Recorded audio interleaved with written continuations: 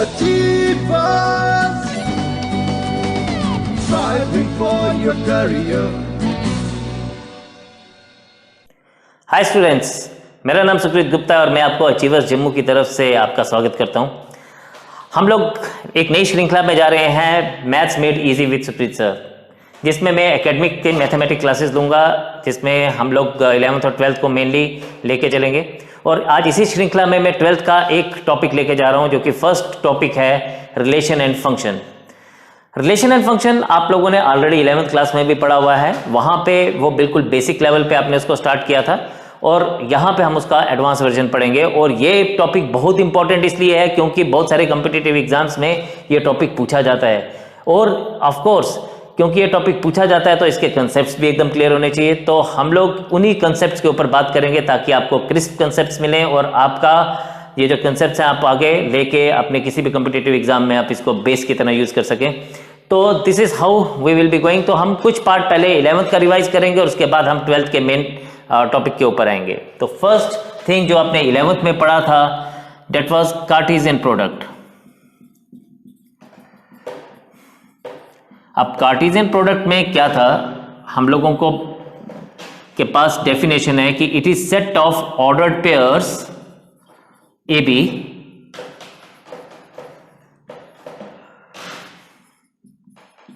Such that A belongs to set A and B belongs to set B। तो small A B जो है वो elements को signify करते हैं और कैपिटल ए बी जो है वो सेट्स को सिग्निफाई करते हैं। छोटा सा एग्जांपल देखते हैं ताकि आपकी रिवीजन हो जाए। तो for example if A is equals to 1 2 3, B is equals to let's say 4 5, तो A क्रॉस B हम लोग लिखेंगे set of ordered pairs A B.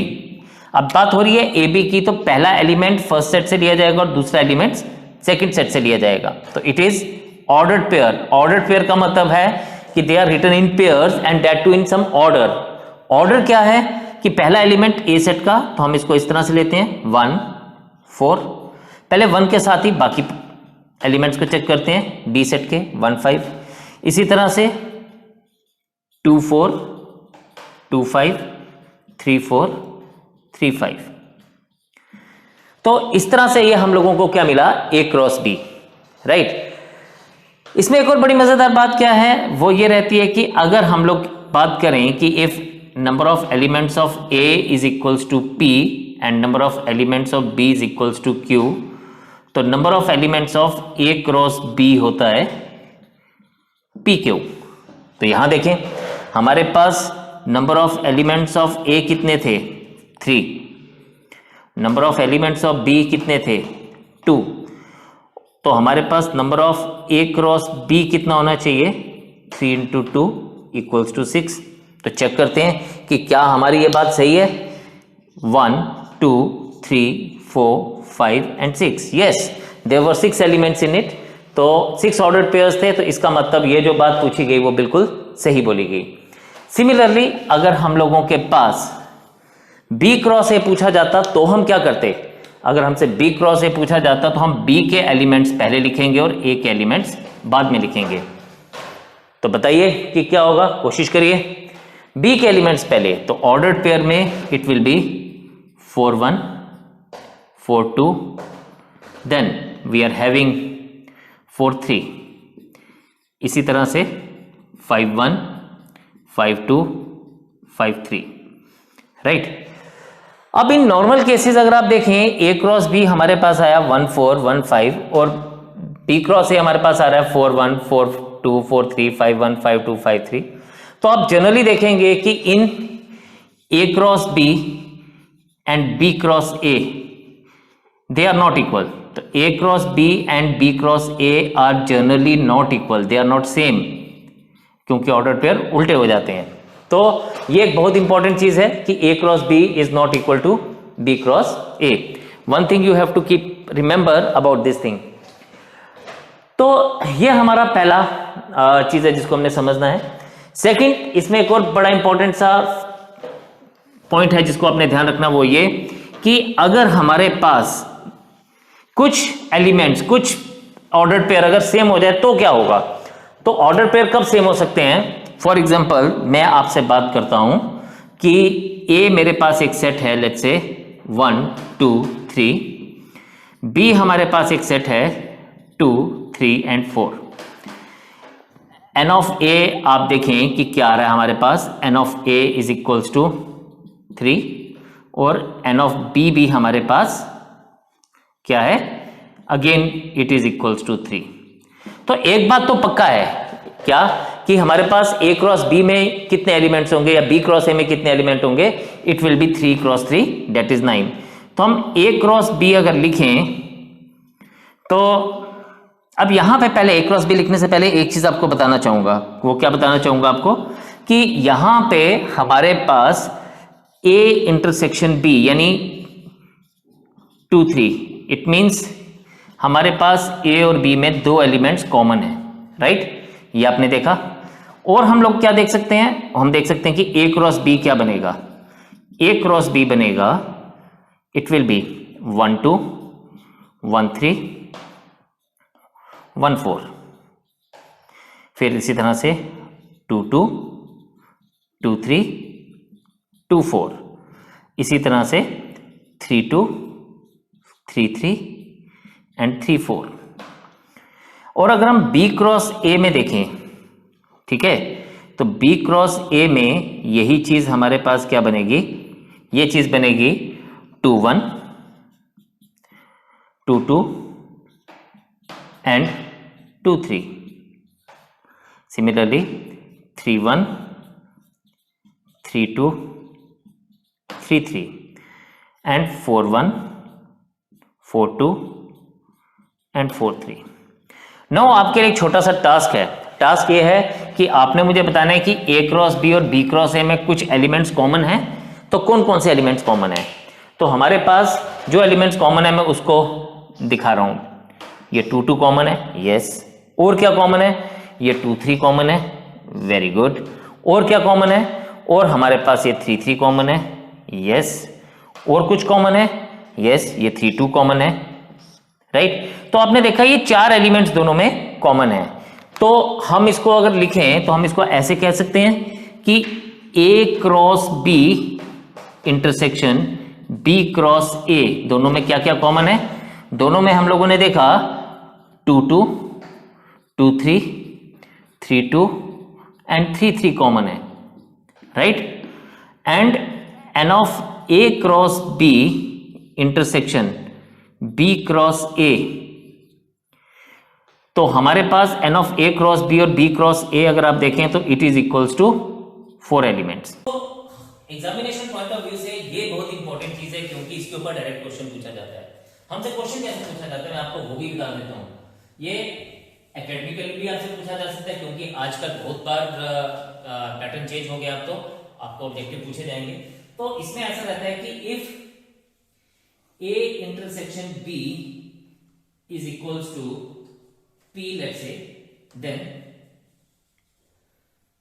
number of elements of A cross B and B cross A have common elements. How many common elements will they have? They will have P square elements in common. मतलब मैं समझाता हूं क्या है।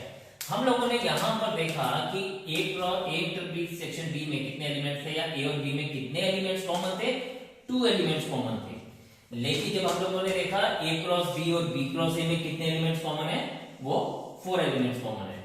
तो अगर यहाँ पे 3 एलिमेंट्स कॉमन होते तो यहाँ पे 9 एलिमेंट्स कॉमन आते, यानी 3 का स्क्वायर। यहाँ 2 थे तो 2 का स्क्वायर, 3 होते तो 3 का स्क्वायर। और सिमिलरली अगर यहाँ पे 4 होता तो yes it would be 4 square 16, तो 16 एलिमेंट्स कॉमन होते। तो ये क्वेश्चन आपसे डायरेक्टली पूछा जाता है एग्जामिनेशन में। I hope this concept is clear to you. तो ये हमारे पास बात आती है कार्टेशियन प्रोडक्ट में। कार्टेशियन प्रोडक्ट से ही हम लोग बात करते हैं आगे कि रिलेशन क्या है। तो रिलेशन मैथमेटिकल रिश्तेदारी है कि मैथ्स की लैंग्वेज में रिश्तेदारियां कैसे की जाती हैं, ठीक है? तो रिलेशन में हमारे पास एक डेफिनेशन है कि जो भी हमारे सेट में के का छोटा सा हिस्सा हमारी रिश्तेदारी होती है। फॉर एग्जांपल मैं आपसे बात करता हूं, हम कहते हैं, मैं इसको डेफिनेशन, मैथमेटिकल डेफिनेशन बताता हूं, फिर हम लोग इसको समझते हैं कि क्या है। Let A and B are two non empty sets, then we say then R is said to be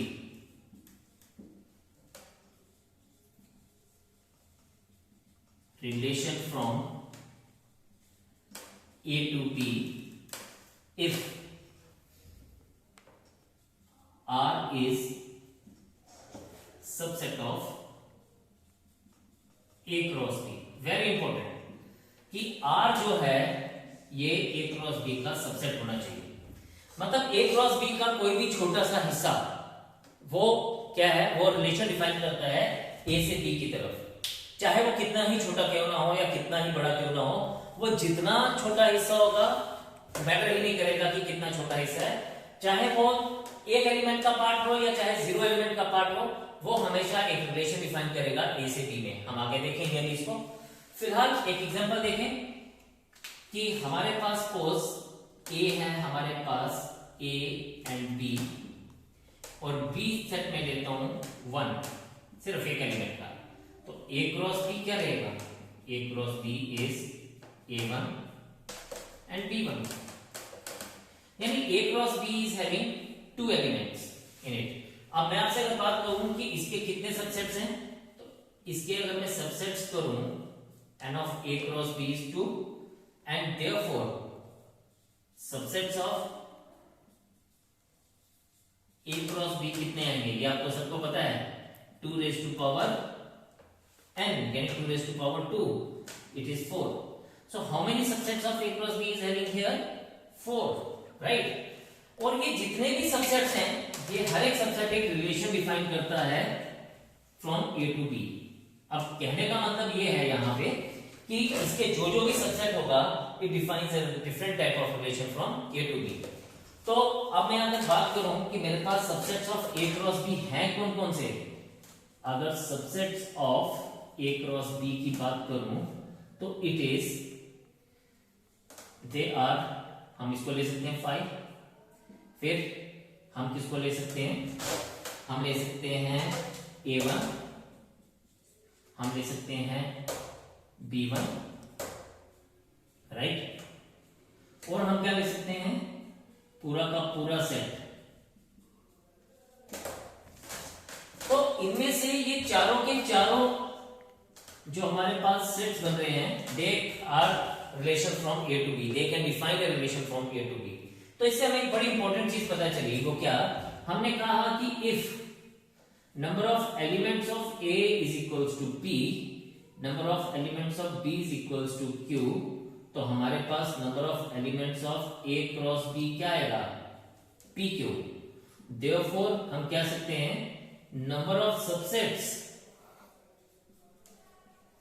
of A cross B क्या आएगा, it is 2 raise to power PQ, right. और अगर ये 2 रेज़ टू पावर PQ आएगा तो हम क्या सकते हैं, therefore number of relations from A to B is 2 raise to power PQ। तो एक और बात आपको ध्यान रखनी है कि अगर हमसे कभी कोई पूछे कि A से B तक कितने रिलेशंस डिफाइंड हो सकते हैं, तो there will be 2 raise to power PQ, where P is the number of elements of A and Q is the number of elements of B, right? तो आपको ये चीज बड़े ध्यान देनी है। ये सबसेट्स आपने नंबर ऑफ सबसेट्स 11th में पढ़ा है, नंबर ऑफ सबसेट्स आपने 11th में अच्छे से इसको देखा है। तो आप लोगों ने यहाँ पे अगर देखें तो हमारे पास यहाँ पर भी वो 11th का पार्ट यूज हो रहा है, इसीलिए 11th के कंसेप्ट को ओवरहॉल करना बहुत जरूरी है, तभी आप 12th को कर पाएंगे। और एक बहुत मजेदार बात यह है कि अगर आप 11th के कंसेप्ट आपको अच्छे से आते हैं तो 12th is going to be very easy, very very easy, right. तो लेट अस गो अहेड कि हम लोग इसको आगे कौन कौन से रिलेशंस को लेके चलते हैं, ठीक है। तो फर्दर अब हम लोग देखते हैं कि डिफरेंट टाइप्स के रिलेशंस कौन कौन से हैं। तो सबसे पहले हमारे पास जो रिलेशन है वो है एम्प्टी रिलेशन और वॉइड रिलेशन। खोखला रिलेशन है ये, ठीक है। इसमें नाम का रिलेशन है, बाकी किसी काम का नहीं है, सिर्फ नाम का है, काम का नहीं है। हमें पता है कि since phi is subset of every set, isn't it? Yes. So therefore phi is also subset of A cross B. और क्योंकि phi A cross B का सबसेट है तो इसलिए डिफाइन करेगा relation from A to B। तो every set, so therefore phi is also subset of A cross B and hence defines a relation from A to B। तो मेरे कहने का मतलब क्या है, फाई ना घर का वो बेटा है जो किसी का काम नहीं करता, ना भैया का, ना दीदी का, ना मम्मी का, ना पापा का। नाम का तो वो बेटा है, नाम का तो वो रिलेशन है, लेकिन अल्टीमेटली वो किसी का भी काम नहीं करता, इसलिए उसको एम्प्टी रिलेशन बोलते हैं, ठीक है। तो इसको हमने ऐसे याद रखना है, मैं भी ऐसे याद रखता हूं। Second is universal relation.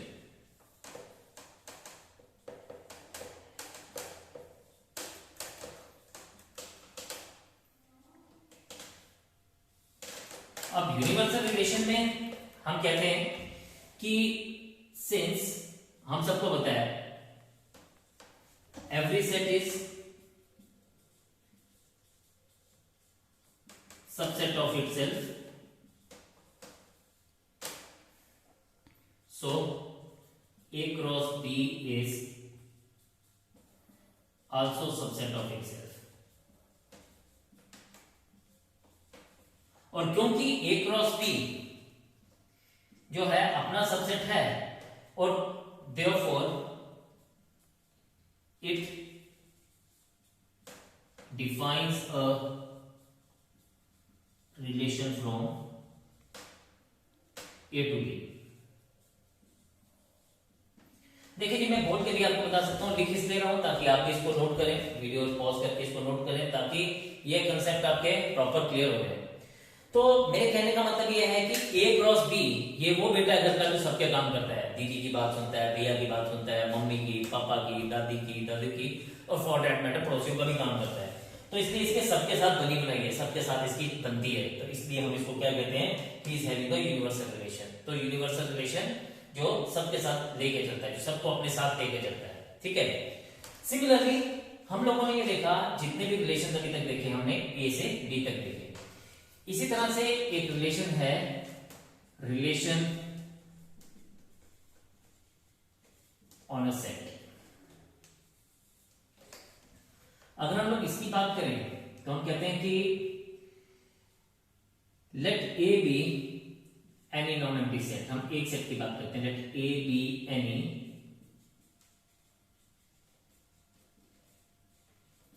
Non empty set, then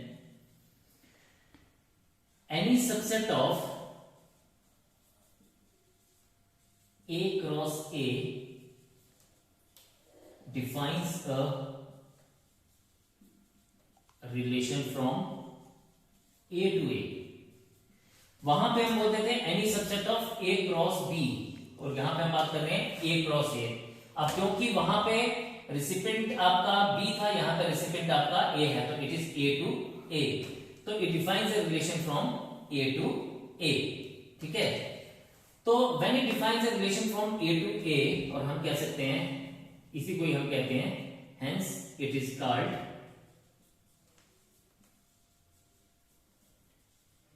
relation on a set, ठीक है। फॉर एग्जाम्पल अगर मैं A की बात करूं, इफ इट इज 1 2 3, तो A क्रॉस A आपके पास क्या रहेगा, 1 1 1 2 1 3। शाबाश, मेरे साथ बोलिए, लिखिए साथ में। फिर 2 1 2 2 2 3, एंड इसी तरह से 3 1 3 2 एंड 3 3। मैंने इसको क्या देखा, हमारे पास A में 3 एलिमेंट्स थे, तो डेफिनेटली A क्रॉस A में हमारे पास 9 एलिमेंट्स होंगे, 3 क्रॉस 3, राइट। इसी तरह से अगर ये हम बात करें तो इसका कोई भी सबसेट, यानी मैं अगर R1 लिखता हूं 1 1 1 2 1 3, R2 लिखता हूं लेट्स से 1 1 1 3 2 3 एंड 3 1, तो ये सभी जितने भी मैंने लिखे it defines the relation from A to A, और हम इसको कह सकते हैं these are relation on A, right. Another thing जो इसमें आपको ध्यान देनी है कि हमारे पास इसमें मैक्सिमम कितने रिलेशन आ सकते हैं, इसमें मैक्सिमम हमारे पास अगर आप देखें तो n ऑफ A, अगर हम इसको n मान लें तो नंबर ऑफ रिलेशंस कितने आएंगे, शाबाश, नंबर ऑफ रिलेशंस, शाबाश, सीधी सीधी बात करते हैं, A क्रॉस A में कितने एलिमेंट्स होंगे n स्क्वायर, और इसीलिए नंबर ऑफ रिलेशंस कितने होंगे 2 raised to power n square। Yes, अगर आपसे कोई यहां पे अभी पूछे कि भाई इसमें कितने रिलेशन है, तो A के एलिमेंट्स है 3, नंबर ऑफ एलिमेंट्स कितने हैं 3, तो नंबर ऑफ हमारे पास A क्रॉस A में कितने एलिमेंट्स आ जाएंगे, A क्रॉस A में n स्क्वायर एलिमेंट्स आ जाएंगे, और रिलेशन कितने आएंगे n स्क्वायर का मतलब यहां पे आएगा 9, और नंबर ऑफ रिलेशन होता है 2 raised to power n square बनेगा इस केस में, यानी 2 raised to power 9 बनेगा, और जब 2 raised to power 9 बनेगा तो मतलब 512 रिलेशन बनेंगे, कितने 512 रिलेशंस। वन मोर, इसी तरह से यूनिक रिलेशन है, तो अब ये रिलेशन क्या है, this relation is called identity relation.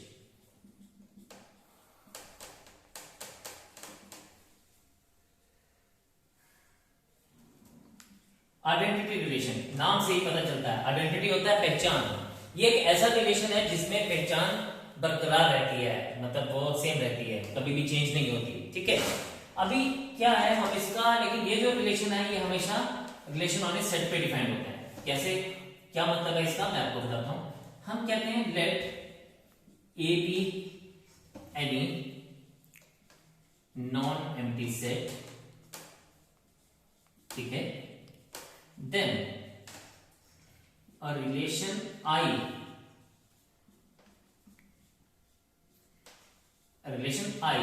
on A is said to be what, identity relation,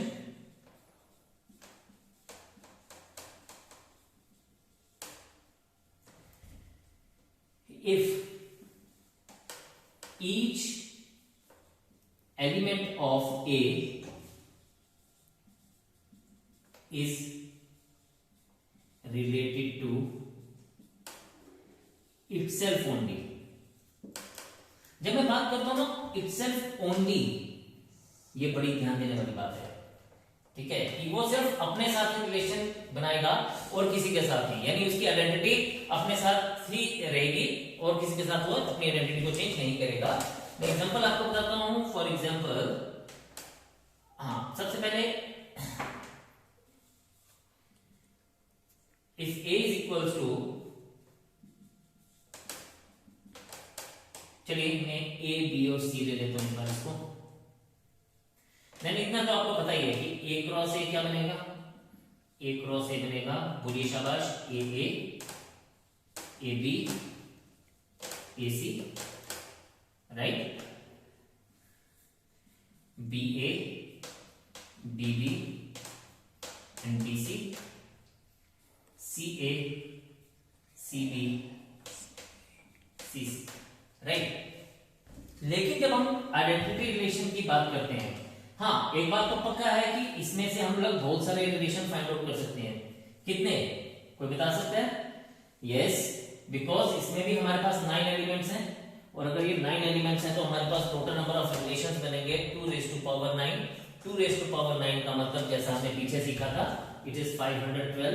तो 512 रिलेशंस हैं, अलग अलग टाइप के, किसी भी तरह के हो सकते हैं, जिसमें एम्प्टी रिलेशन भी है, जिसमें यूनिवर्सल रिलेशन भी है, लेकिन आइडेंटिटी रिलेशन कौन है? अब देखते हैं आइडेंटिटी रिलेशन कौन है। आइडेंटिटी रिलेशन है कि जब हम लोगों के एलिमेंट सिर्फ अपने साथ ही रिलेशन बना रहे हैं, किसी और के साथ नहीं। The word is this, when they are related to itself only, मतलब इसमें कोई भी और नहीं आएंगे। तो अगर आप इसमें बात करें तो हम लोग एक बात कह सकते हैं कि number of elements of identity relation is same as number of elements of A. तो इसके नंबर ऑफ एलिमेंट्स हमेशा सेम रहते हैं। तो हम कह सकते हैं कि यहां पे हमारे पास ए में, सॉरी मैंने 1 1 2 2 3 3 लिख दिया, it is actually A A B B and C C. I am sorry for that. पिछले एग्जांपल में हमने 1 1 2 2 3 3 किया था तो वही था, बट यहां पे हमने एलिमेंट्स क्या लिए ए बी एंड सी। तो इसलिए जब हम ए बी एंड सी लेके चल रहे हैं तो हमारे पास वो relations A A B B और सी सी होगा, मतलब ये इसके साथ, ये इसके साथ और ये इसके साथ। हम इसको ग्राफिकली भी चेक कर सकते हैं, वेन डायग्राम से देख सकते हैं कि एक्चुअली आइडेंटिटी रिलेशन क्या है। सपोज ये सेट है ए जिसमें एलिमेंट्स हैं ए बी एंड सी, और ये एलिमेंट सेट ए है दूसरा भी, क्योंकि ये ए टू ए ही जा रहा है। इसमें भी हमारे पास elements A B and C है। तो इसमें A is related to A, B is related to B, C is related to C only. तो this type of relation is called as identity relation. It is denoted as I. ठीक है। In normal course otherwise relation को हम कैसे represent कर सकते हैं? Relation किसी भी दो सेट को इस तरह से रिप्रेजेंट किया जा सकता है, A B and C. And for example मैं यहां भी वही ले रहा हूं, ए टू ए की बात ही कर रहा हूं क्योंकि हम रिलेशन होने सेट की बात कर रहे हैं। In normal course A can be related to it, A can be related to this, A can be related to this, right? Similarly, this can be related to this, this can be related to this.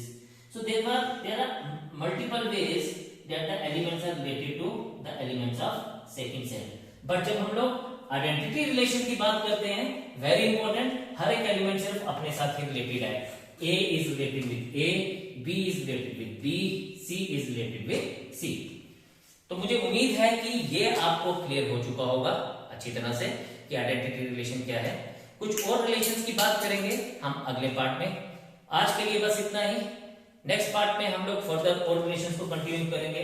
आप में से किसी को भी concept wise कोई problem है, किसी को मैथमेटिक्स वाइज कोई प्रॉब्लम है, तो आप मुझे अपनी प्रॉब्लम्स को शेयर कर सकते हैं डिफरेंट मीन से।